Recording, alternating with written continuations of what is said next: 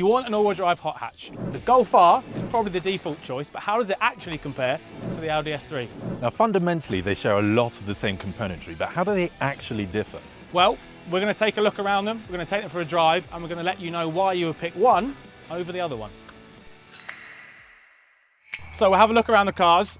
This is Lucas. Lucas has just joined Car Throttle. Lucas, what do you think of the Golf? Well, hello. Firstly, it's a Golf, so it looks like a Golf, which is generally quite a good thing. The most obvious thing, we've got this lovely blue paint as an optional extra, isn't it? It's lapis blue. It's the launch colour, and it is the colour. It's the only one to have it in, really. You need it in that colour. Really. Oh, 100%. And this is the black edition. So it's obviously blue with a lot of black bits on it, but this badge is a light up badge. Yeah, so you see that coming up behind you at night, you know it's a Golf. Yeah, so black edition gives it black grills, black bumper, black brake calipers, black roof, black mirror caps, black R badges, black badges wheels. on the back. Black wheels are, the 19-inch ones are like a 1,200 quid optional extra, but I think if you're getting the black edition, you want the black wheels. You kind of just got to go with it, haven't you? And as you walk around the back, shall we have a look around the back? Let's do that, We'll make our way past more black badges, and got a big wang. Yeah, a lovely big wang. Big wang. And it is, I've noticed, bigger than your wang on your Audi. Oh. And I think this bit is an optional extra with the black badge, back pack as well. So that's the normal wing. That's the little sticky out extra baseball cap peak. You've got a big black wang. I've got a big black wang on the back of my Golf. And then you've come right round the back. We got Krapovich exhaust. We got ourselves a Krapovich exhaust. Now, on the Golf, this is about £3,400 extra. Oh, it must be nice, because it's about 4,100 quid on the Audi. So it's the exact same system. Same exhaust, same system, same engine, same sound, Audi tax. £800 more, yeah. Lovely. And speaking of tax, we talk about price. Let's do that, shall we? So the Golf starts out at about 45 grand on the road, 46 grand. This one, the black edition, as it's spec'd, is 55 grand. Jeez, well, that starts at 48 grand. Yeah. And as optioned, it's about 58 grand.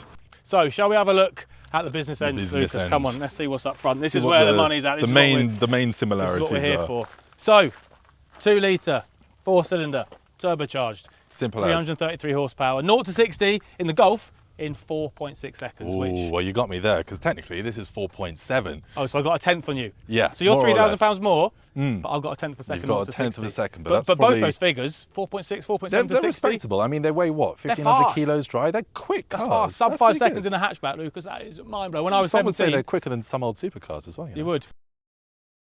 This, because it's got the performance pack that comes with the black pack, top speed has been lifted to 168. God, well, is that still stuck at 155? So you got me on both. Slow poke. But if you had any doubts about these being particularly similar under the bonnet, let's give you some proof, because... What are you doing?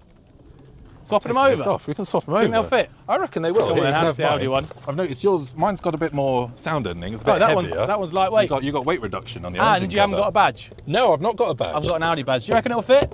I reckon this one fits just perfectly. It fits perfectly. Look at that, there identical. We go. So, yes, very but much. Let's move on to this, shall we? And have a look around the outside. The Audi, yeah. So 3 grand more, and for 3 grand, what do you get? Red paint? It's red. That's the main difference there. Very red. But coming around the side, it's, I think personally, it's a bit better looking a car. It's more sophisticated. It's more refined. It's more refined, more classy. The wheels are a bit more blingy though, aren't they? They are a bit blingier. They do look like curb magnets, but just be brave and you should be all right. But they're still 19-inch? Still 19-inch. Yep, same You've got size diamond as the cut Golf. finish, and progressive red is the colour of the paint, so as opposed to MAGA red, which might be a little more controversial. But coming around the back, again, same Krapovich exhaust. Yeah. You've got that interesting blacked out diffuser as well. This is the Vorsprung, not the black pack like you've got on yours. Vorsprung, yeah, easy for you to say. Yeah, so no black roof on this one. And I've noticed now looking at them that this has got a bit more of a coupe-ish slope to the back. Yeah, the Golf is it's a bit more van back. So I don't reckon you'll fit quite as much in the back of this, in the same way as I believe the back seats are a little bit smaller. Now you said no black roof, but you have got... You do have a pano roof. And the Golf which is nice to have. Has got black painted roof. No sunroof at all. I prefer a painted roof. A pano roof, definitely prefer one. Well, I get the wind in your hair a little bit, outside of being in a convertible. And the thing we noticed earlier, the most important bit for your 3 grand, what do you get? Oh yeah, you get your spinny centre caps. So in theory, they're supposed to stay upright when you move along, so you can pretend you're in a German Rolls Royce, which actually Rolls Royce kind of are German now anyway. Yeah. Or it just makes everyone think you're the world's best parker and always park with the badge the right way up. Outstanding. Great parking job. But I think the most important comparison to make is probably in how they drive. So Should we take them out and see? Yeah, what because there's a lot of little differences, aren't there? Some stuff on the spec sheet, but I think we'll only really find it out when we get behind see the what wheel. they all add up to. Should we give it a go? Let's do it. Sounds good. Punch it, Chewy. Punch it, Chewy! Oh, I tell you what. That's not bad, is it? It's a 4-pot though, but it kind of sounds like the 5-cylinder one in a strange way. Well, that's sacrilege, that is. I know it, but trust me, other 4-pots don't sound like this. No. And the first thing I'm going to have to do, Lucas, is turn off the friggin' lane assist. Oh, is it bumping you back and forth? So that's always a test, isn't it? How quick, how few buttons have you got to press to turn it off? Yeah, usually got to go through it. Do you want to have a go? What is it? Home. Yeah. And then, oh God, there's so much stuff. Or, actually, I've just seen that button down there. Oh, there's a doodad button. There you go, driver assist. Driver assist, traffic speed warning off, distance warning off, side assist off, lane departure warning Thanks off. very much. You've got to confirm that as well. Hazard alerts, exit warning, fatigue warning, and distraction warning. So actually, you can get to the menu via one button press, which That's not too bad. Isn't too bad, no. It's The ride? really good. How do you feel it? Comfy? It's nice. You expect big old wheels to be a bit rough, and granted, the secondary ride you can feel what's going underneath you. But for a sports car, Not too bad, is it? that's a pretty good thing. Not too The bad. primary ride is nice. Yeah. It's nice. But we are in comfort, so I reckon drive select, give that a Drive press. select, I think and then you have we've to. got- Oh, so we're in. We've got dynamic. Put it in so dynamic. Put it in there. Warning! Restricted stability. That's what we like. Sounds good to me. And is it in manual? I think so. So we've got it the should paddles, third gear.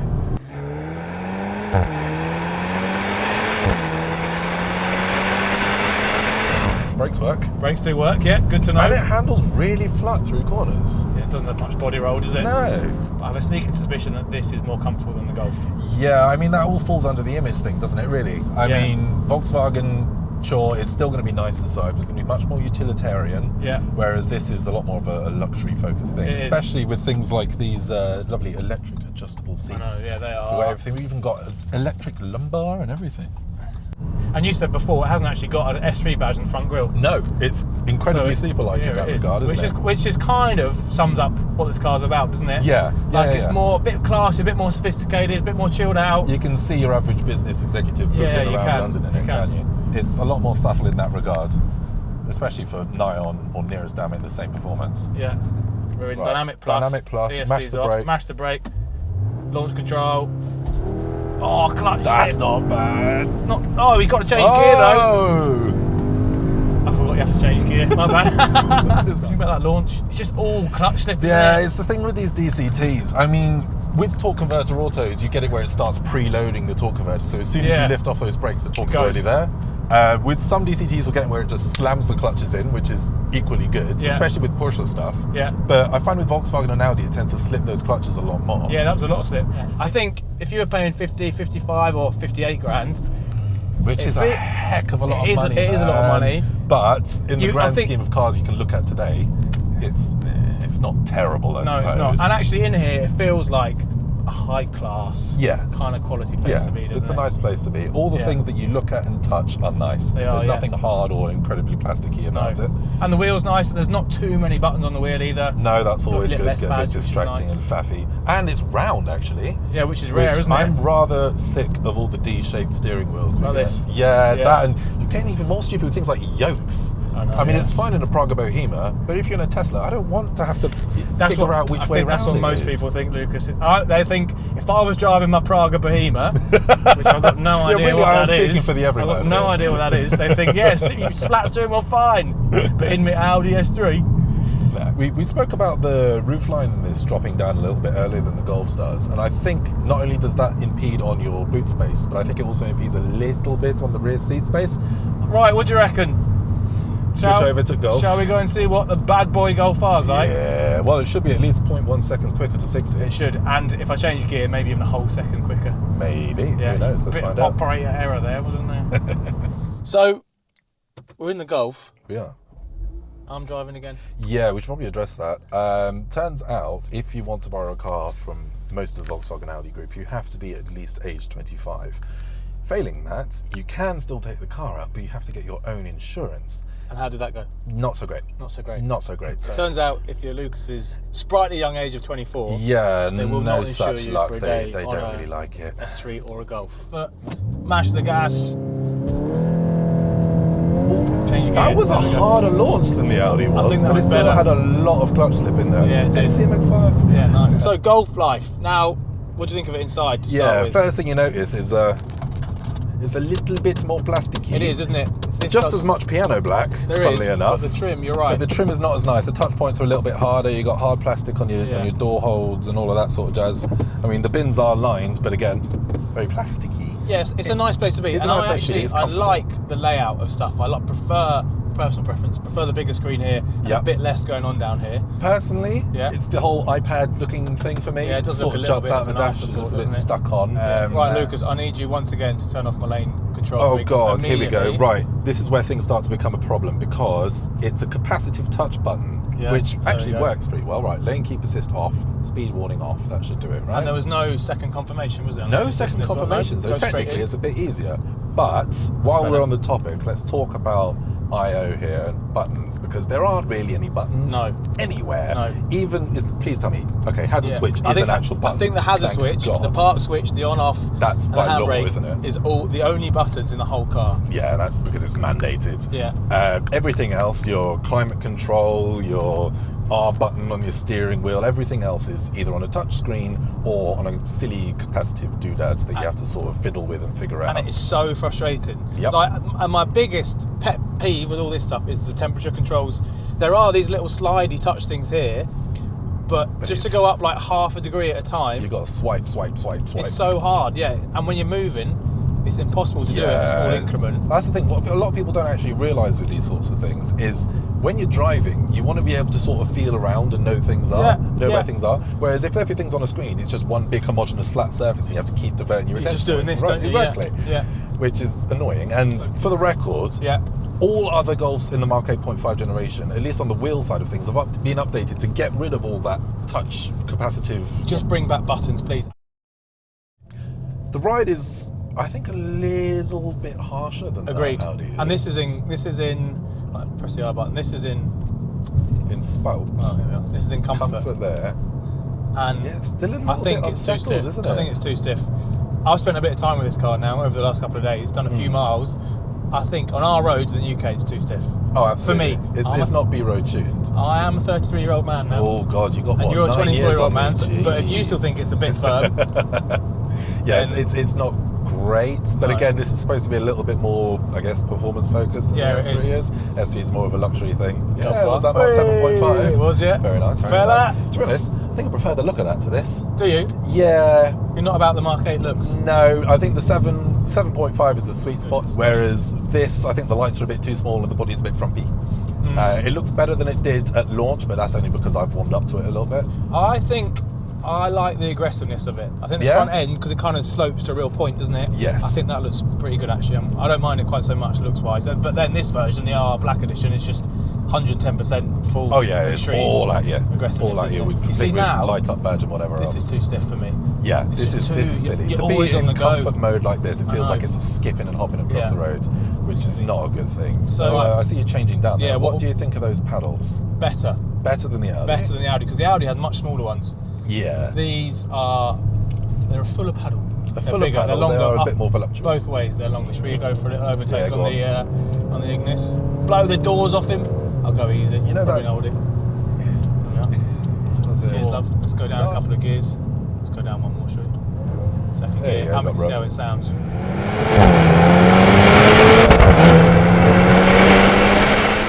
So none of that pumped in 5-cylinder rasp. No. Yeah, they're not trying to make it sound like an Quattro or something. Do you think it's better noise?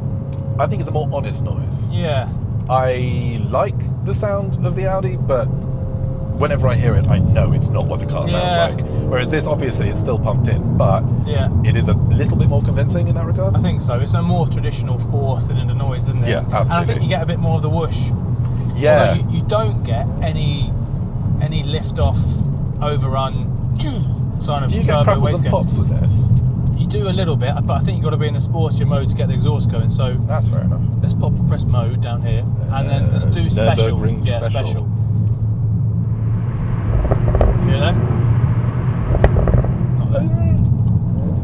Down again. You know what? The fact that these are so hard to force is not a problem in my books. Yeah, at least it's not pop, pop, pop, pop, pop. Yeah, I am a little bit sick of the downpipe and the tune crowd at the moment. And the fact, you? this doesn't. Hey, Is that not you? No, it is not. Tell me about all the car meets you're going to in London, bruv. Yeah, a lot of it is the image. Like you said, the S3 is the businessman who wants to go get home quite quickly. A little bit of a sleeper, no badging on the front. Here, it's a blacked out R badge, but it is still very much there. Yeah. But yeah, a lot of it is an image thing. I don't know if it's an image problem per se, but if you are a certain type of person and you don't necessarily want people to look at you as a bit of a boy racer, then the Audi is definitely the car for you. Definitely, yeah. But what is the car for you? Which would you prefer? Well, that's the question, isn't it? So is the £3,000 extra for the Audi worth it? And what do you get for it? You get a bit more. I think you get a bit more comfort. Yep. You get electric seats. You get electric seats. Yeah. You get perhaps slightly higher quality. Yep. Nice materials. Stuff, and you get buttons. Yes. Which are much appreciated. Lots of buttons. I do prefer the kind of how modern all the infotainment stuff on the dash and the screen looks compared to the Audi. I think this feels a bit more modern. Yeah, I do. Because I'm kind of the other way around. I think I prioritise the way it's integrated over how modern it feels necessarily. Okay. I think Audi's virtual cockpit has been the tippy top of gauge clusters for quite a while. Yeah, for me, unnecessary. Yeah, for you. For me, I think the Audi is worth the extra $3 or so grand, just because it's a nicer place to be. The ride is better. Yeah. And for what you're really going to be using these cars for, which is 9 out of 10 times, just going to be pooling around somewhere in London probably, or maybe doing the odds trip up the M40. Yeah. God's given motorway, by the way. Yeah, it is. No reason why. No smart motorways there, pal. But yeah, I think the Audi just overall is a better package then. I would probably have. I would actually find it really tough to choose. Yeah. This is definitely a more hardcore car, kind of aimed to be a bit people who want something a bit more focused, yes, a bit more bad boy. But I just think I don't know if I can live with the ride. For me, it's a bit too stiff. It is way too stiff, even in comfort. To be bouncing around as much as we are, it's not a good sign in any car. Yeah. So maybe I'd plump for the S3 as well, if I didn't buy a Civic Type R. Yeah, I mean, that's the obvious answer in any hot hatch argument, really, isn't it, these days? But it does beg the question, what would you guys have? So drop a comment down below, and while you're there, you might as well maybe even subscribe if you feel like it. And if you don't like it, then equally drop a comment and tell us what we should do differently. But in any case, I think that's about all from us today. Yeah. So, ta-ra. Ta-ra, and it leaves us with this. Hello. Bonjour.